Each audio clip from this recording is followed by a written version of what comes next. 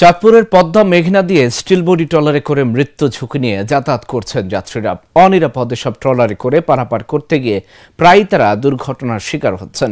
এদিকে ট্রলার চালকরা বলছেন, প্রতিবার ঘাটে ভিড়েই 70 থেকে 80 টাকা করে টোল দিয়েও তেমন কোনো সুবিধাই পাচ্ছেন না তারা। তবে টাকা উত্তোলনকারীরা দায়সারাভাবে বিষয়টি এড়িয়ে গেলেও দ্রুত ব্যবস্থা নেওয়ার আশ্বাস দিয়েছে বিআইডব্লিউটিএ কর্তৃপক্ষ। চাঁদপুর থেকে শিমুল অধিকারী সুমনের পাঠানো তথ্যচিত্রে ডেস্ক রিপোর্ট। নিয়মনীতির তোয়াক্কা না করে দিনের পর দিন চাঁদপুর সংলগ্ন পদ্মা মেঘনায় চলছে ভাঙাচোরা স্টিল বডি ট্রলার। অনুমোদনহীন এসব ট্রলারের চালকরা কোথাও কোথাও অবৈধভাবে ঘাট তৈরি করে যাত্রী পারাপার করছেন।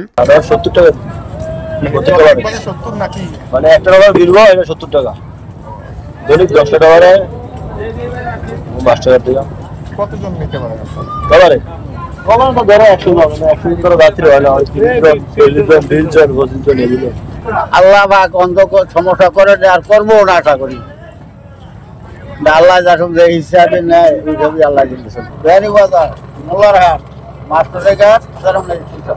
মাউনিরা কি পাকে না কি নিজে গায়েব করে দেয় না, কি করে দেয়। কোন একটা ঘাটের ব্যবস্থা নাই, কিছু নাই। ট্রলার তো প্রতিদিন 160 না 80 নিতে আসে ঘাটের স্যাম্পার। কোন একটা লেট্রিন নেই, কিছু নাই, টয়লেট নেই। এই সমস্যা ভাই সত্যি।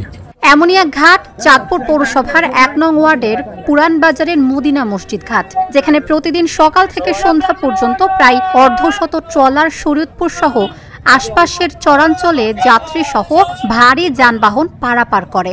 এতে ঝুঁকিতে পড়ছেন যাত্রীরা। যদিও ট্রলার চালকরা বলছেন, প্রতিবারে ঘাট ব্যবহারের জন্য একটি মহলকে 70 থেকে 80 টাকা করে দিতে হয়, তবুও ন্যূনতম ঘাট সেবা পাচ্ছেন না তারা।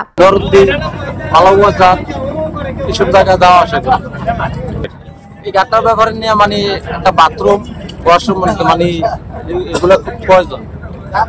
আর যাত্রী আইলে খুব অসুবিধা হয়। এখানে মানে কোনো বাথরুম যাওয়ার মতো কোনো নাই, ব্যবস্থা নাই। হ্যাঁ, মোটামুটি চলে। যেমন দিনকালে যে অবস্থা বলক, এই টাইম টু বাঁচানো আউলা হালাইছে, এই ফাঁকি দিয়া ভাড়া দুই গেছে। আমি কদিন বসি নিজে, কদিন অ্যাক্টিভিটি একবার আমার 1200 উঠে গেছে আমার সদর নিয়ে বহুত কমলা অ্যাক্টিভিটি হয়। যেমন বলকের ফাঁকি দিয়ে যদি মোটামুটি একটা ঘাটের ব্যবস্থা বস্তা হালিয়ে সুন্দর করে ঘাট দিয়ে দিত, তো মোটামুটি এবার মাল নিয়ে হালিয়ে সুন্দর দিতে পারতো। কত মহিলা আমরা নিজেরা ধরে উঠে কি করবো, আমরা বেকারটা ধরনকে ঠিক ঠিক যখন হয়ে যায় তখন ভাই ধরে নাম করে ধরে টুক। শরীয়তপুর ও চাঁদপুরে কোনো সেতু না থাকায় এক প্রকার বাধ্য হয়ে ঝুঁকি সত্ত্বেও এসব স্টিল বডি ট্রলারে করে যাতায়াত করছেন যাত্রীরা। এমনকি কাঠের ট্রলারে করে এসে যাত্রীরা চলন্ত স্টিল বডি ট্রলারে উঠে পড়ে। সখীপুর থানার লোক সকাল 7টা থেকে বিকাল 5টা পর্যন্ত হাজার হাজার লোক আসে, প্রতি ঘন্টায় ট্রলার ছাড়ে, বুঝছেন। প্রতি ঘন্টায় 5টা-6টা ঘাট থেকে 5টা-6টা ট্রলার এখানে আসে, কিন্তু যাত্রীদের ওঠানামার কোনো সুব্যবস্থা নাই, কোনো যাত্রী ছাউনি নাই। এবং এই যে অনেক বাচ্চা ট্রলার থেকে নৌকাতে উঠতে গেলে পানিতে পড়ে যায়, বুঝছেন, হাত পা ভাঙা যায়। একদিন তো ওই দিন একটা বাচ্চা নদীর মাঝে পড়ে গেছে ট্রলার দিয়ে ওঠার সময়। যাত্রী ছাউনি, টয়লেট, দৃশ্যমান ঘাট না থাকায় ভোগান্তিতে পড়ছেন যাত্রীরা। ট্রলারগুলোতে অতিরিক্ত ভাড়াও নেওয়া হচ্ছে। ভাই আমরা তো এখানে মানে আমরা থাকি নদীর ওপার শরীয়তপুর। আমি প্রায় 40 বছর ধরে আমি এখানে এই নৌকাতে আসা যাওয়া করতে আছি, বুঝছেন। তো এখানে আমাদের এখানে উঠতে, ওখানে যে বলক দিচ্ছে উঠতে বহুত রিক্স, সিঁড়ি নেই ওঠার জন্য অনেক রিক্সে উঠতে হয়। ধরো এখানে মহিলারা আসে, মহিলা আসলে এখানে বাথরুম নাই, কিছু নাই, একটা টয়লেট নাই, বাথরুম নাই, একটা বসার জায়গা নাই, একটা রিক্সে যারা স্যার মানুষ হঠাৎ করে আসলে এখানে প্রস্রাব পায়খানা করবো, তেমন কোনো ব্যবস্থা নাই। অনেক সময় এগুলো আমরা মিশিং আনি জিনিস, তো ভাঙ্গা জায়গা ভাঙ্গা যাওয়ার সম্ভাবনা আছে।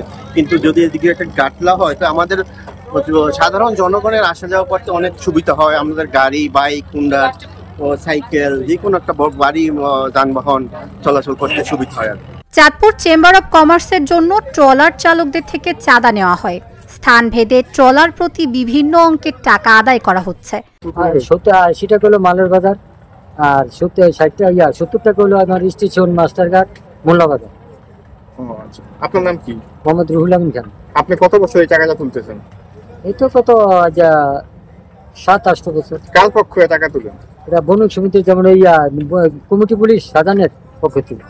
সেক্ষেত্রে আপনারা কি দেন? আমার কিছু দেন, আমি যেমন এমনি করে দিই। আমি যেমন আমার আছে দোকান, আমি যেন যেমন উপকারের ভাষা ভাই আইতে দেরি হয়, এই কারণ কয়টা থেকে কয়টা পর্যন্ত এখানে চলাচল করে? যেমন 7টা থেকে 5টা পর্যন্ত, এই তো শেষ।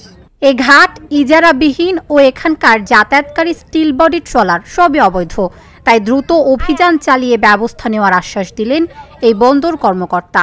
সরকারের আইন প্রয়োগ এবং নিয়ন্ত্রণ করার জন্য জনস্বার্থে যানমালের নিরাপত্তা বিধানে এবং অন্যান্য যে সকল রেজিস্ট্রেশনকারী জলযান রয়েছে সেইগুলার চলাচলে বাধা না হয়ে নিরাপদে নির্বিঘ্ন চলাচল করার লক্ষ্যে আমি বহুবার অভিযান করেছি, কিন্তু যা তাই হয়ে থাকে।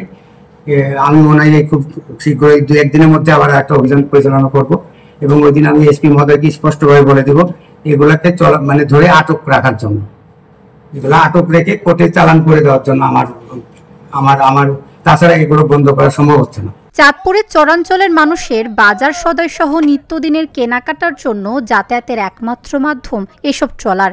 তাই যাত্রী চাপ সামলাতে সেতু নির্মাণ করে দ্রুত কার্যকর পদক্ষেপ নেবে সরকার, এমনটাই প্রত্যাশা সকলের। Dhaka journal news desk.